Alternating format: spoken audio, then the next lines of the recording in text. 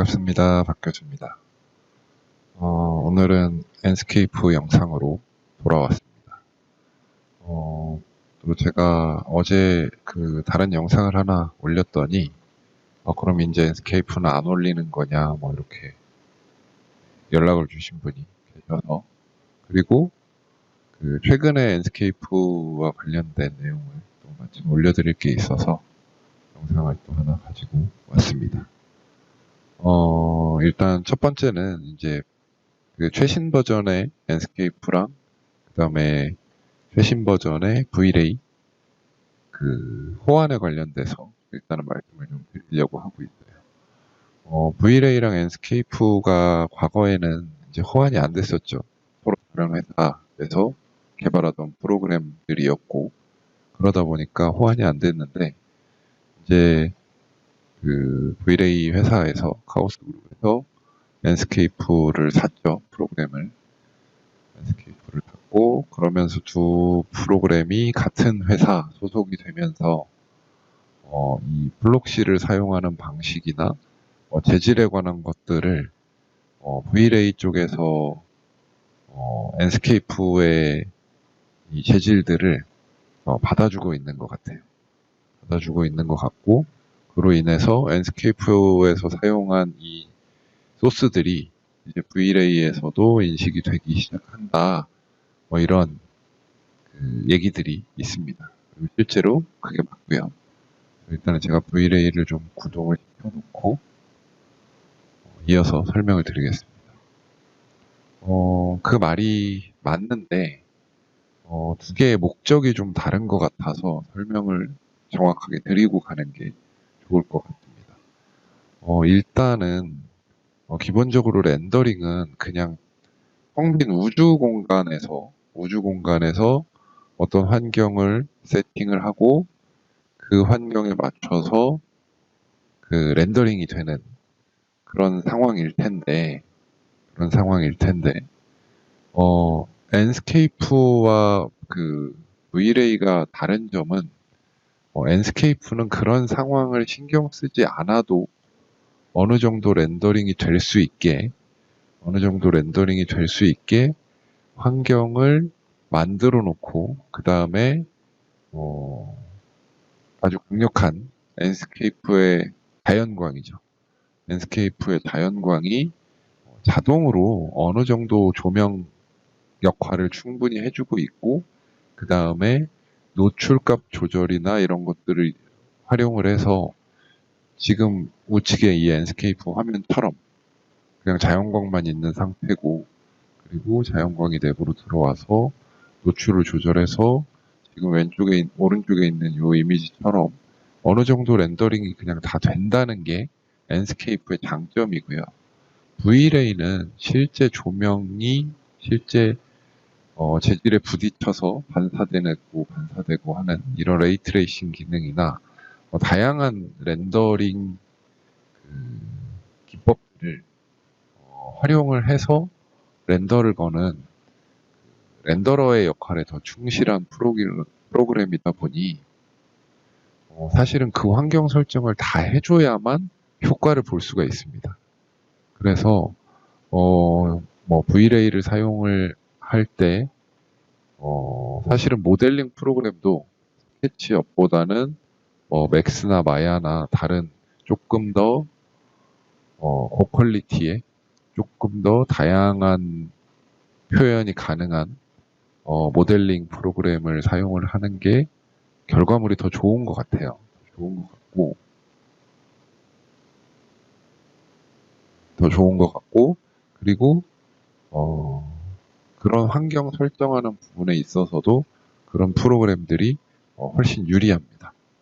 훨씬 유리한데, 스튜디오 같은 환경이나 아니면 라이트박스 같은 환경이나 다양한 환경들을 설정을 해줘야 그 환경 안에서 얘가 실제 조명을 계산을 하고 그거에 따라서 조금 더 현실적인 상황을 연출을 해주는 게 V-Ray다 보니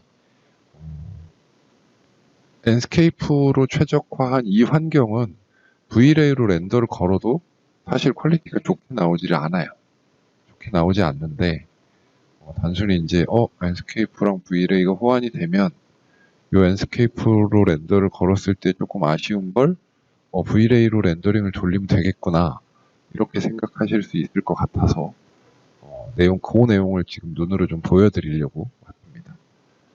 그래서 V레이에도 리얼타임으로 계속 렌더링을 걸 수 있는 인터랙션 되는 렌더링이 요거죠. 그래서 이렇게 제가 한번 렌더링을 눌러보겠습니다.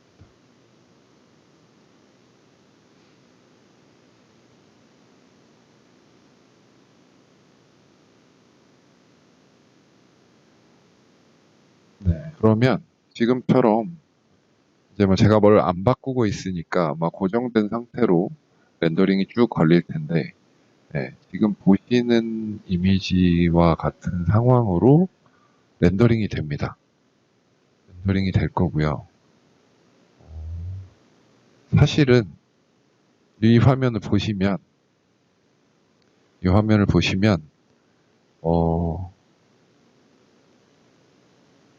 엔스케이프가 오히려 더 나을 수도 있다고 말씀하시는 분들도 있을 정도로 두 개의 화면을 비교를 해놓고 보면 사실은 V레이가 효과를 보기는 어려운 상황이에요. 어려운 상황이라서 V레이랑 엔스케이프가 호환이 된다고 해서 V레이가 엔스케이프 정도를 위한 세팅에서 어떤 좋은 결과를 내주겠구나 라고 기대를 하는 거는 사실 어려운 상황이라는 거 이거를 좀 말씀을 드리고 그리고 앞으로 제가 고급 재질을 설정하는 거나 아니면 조금 더 고급화된 환경을 설정을 해놓고 렌더링을 거는 거를 수업을 쭉 이어서 설명을 드릴 텐데 그 내용이 다 어느 정도 세팅이 되고 나면 V레이가 효과를 발휘할 수 있는 그런 상황이 될 거라고 생각을 하고 있습니다. 그래서 지금 보시는 것처럼 V레이가 렌더링 속도도 빨라지고 과거에 비해서 많은 개선이 있긴 했지만 지금 이 엔스케이프 정도의 상황, 엔스케이프 렌더 거는 상황, 그냥 바닥 깔아놓고 모델링 놓고 엔스케이프에서 제공하는 소스들, 그 다음에 재질들 넣어서 사용하는 이 정도에서는 V레이가 큰 효과를 보기 어렵다. V레이가 효과를 보려면 조금 더 다양한 상황 설정과 지금 자연광만 있는 상황이 아니라 인공 조명도 필요하고 인공 조명도 또 자연광을 대체하는 인공 조명과 실제 또 내부를 비추는 인공 조명 이런 것들이 다 표현이 되고 난 이후의 얘기다. 이런 정도로 이해를 해 놓으시면 좋을 것 같아서 우선은 말씀을 드립니다. 분명한 건 환경 설정이 더 디테일해지면 디테일해질수록 V레이 쪽에서 더 좋은 효과를 볼 수밖에 없어요. 재질도 마찬가지고. 그래서 이 계획 설계 단계에서 엔스케이프가 장점을 발휘한다면 최종 이제 완성된 렌더링은 V레이로 거는 게 당연히 좋습니다. 당연히 좋은데 다만 그거는 그런 환경 설정을 다 할 수 있다는 가정하에 그게 가능하다는 점을 기억을 해두시면 좋을 것 같습니다. 자, 그러면 V레이는 끄고요.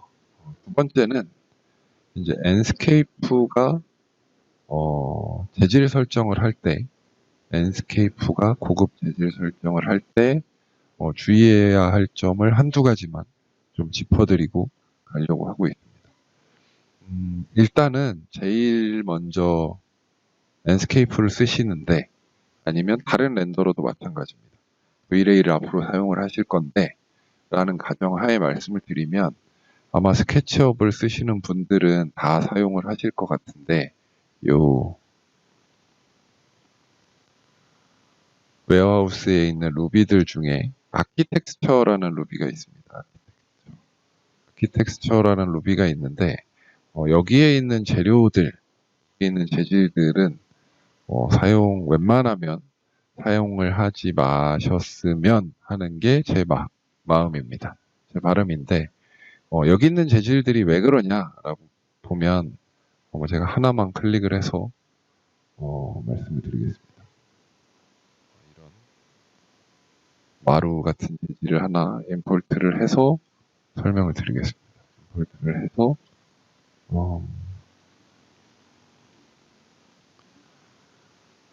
여기 요 러그에 제가 재질을 입혀보겠습니다. 재질을 입히고 보면 요 러그에 재질을 입혀놨는데요.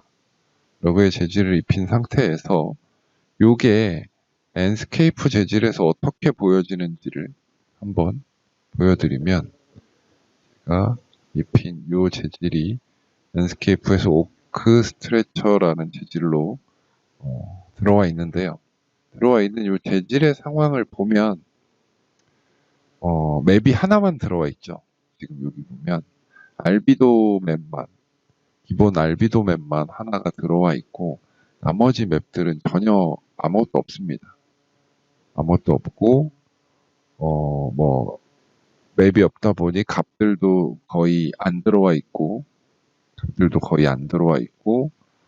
반사나 투명도나 범프 이런 맵들이 하나도 안 들어와 있는 상태의 맵입니다. 그래서 이런 맵은 그냥 엔스케이프에서 보셔도 그냥 이렇게 보이실 수밖에 없어요. 그냥 아무것도 없는 면에 그냥 마루 재질의 이미지가 엎어진 상태 정도로밖에 렌더링이 안 될 거라는 거죠. 근데 지금 기본 이거와 비교를 해보시면 지금 보이시는 이 벽돌 재질 같은 경우 엔스케이프에서 제공하는 재질들 중에 하나를 입혀놓은 상태죠. 엔스케이프에서 제공하는 재질들 중에 하나를 입혀놓은 상태인데 이것만 보셔도 이거는 벽돌하고 줄눈의 높낮이가 표현이 되어 있거든요. 벽돌하고 줄눈의 높낮이가 표현이 되어 있고 그로 인해서 조금 더 입체적으로 보이죠. 입체적으로 보이는데 요 아키텍처 같은 경우는 알비도맵만 입혀지다 보니 굉장히 단순하게 렌더링이 된다. 그렇게 이해를 하시면 좋을 것 같고요. 재질 찾기가 좀 귀찮다고 요거를 쓰시는 분들은 조금 재질 찾아서 쓰시는 게 더 좋을 것 같다는 말씀을 드립니다. 그러면 기본적으로는 엔스케이프에서 제공하는 재질들은 어떻게 되어 있느냐를 아까 벽돌을 하나 보여드렸었고요. 방금 제가 나무로 보여드렸으니까 엔스케이프에서 제공하는 마루 재질 같은 거를 하나 선택을 해서 제가 입혀서 한번 보여드리겠습니다. 그러면 이 재질은 랜스케이프 재질에서 어떻게 보이느냐를 한번 보여드리면 이 재질은 보시면 맵이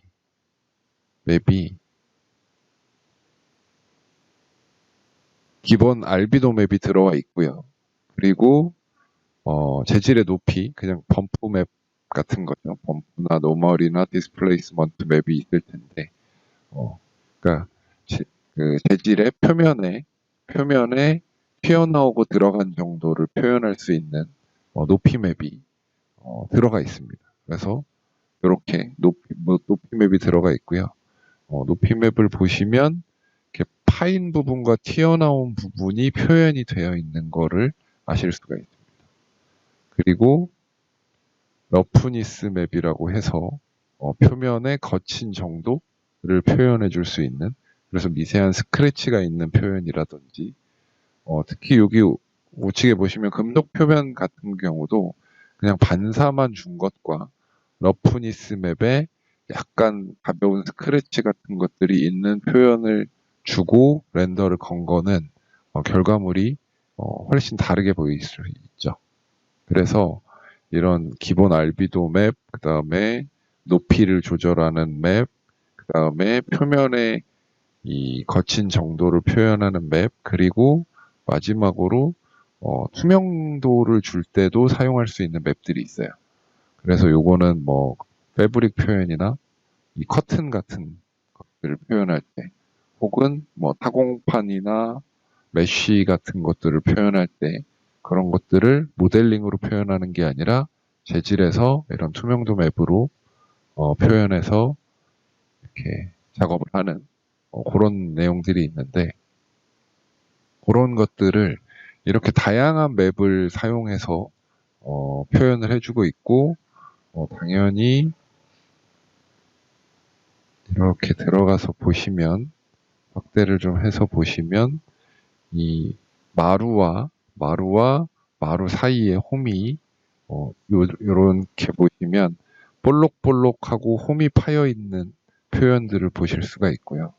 그리고 표면에 러프니스 맵으로 인해서 표면의 반사도 이렇게 유리 같은 면, 금속 같은 면의 반사가 아니라 약간은 이 마루 표현, 러프한 표현에 의해서 빛이 이렇게 반사가 되는 것들, 이런 것들까지 보실 수가 있을 거예요.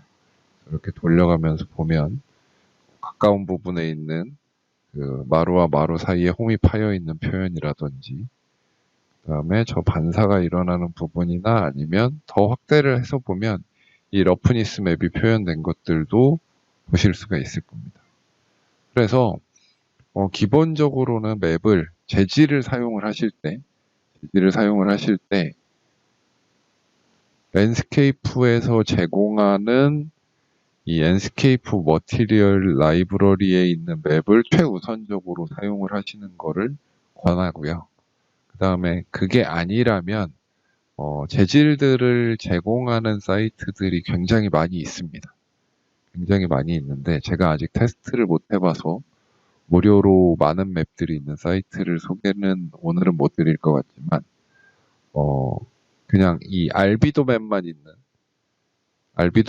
있는 그 이미지만 제공하는 그 재질, 이런 재질을 사용하시는 것보다는 범프 맵, 그 다음에 러프니스 맵, 그 다음에 필요하다면 그 투명도에 관련된 맵들까지 제공을 하는, 투명이나 반사에 관련된 맵들까지 제공을 하는 그런 맵들을, 그런 재질들을 사용을 하시는 거를 추천을 드립니다. 그래서 다음번 영상에서 아마 하나씩 좀 적용을 시켜서 천천히 보여드릴 거고요.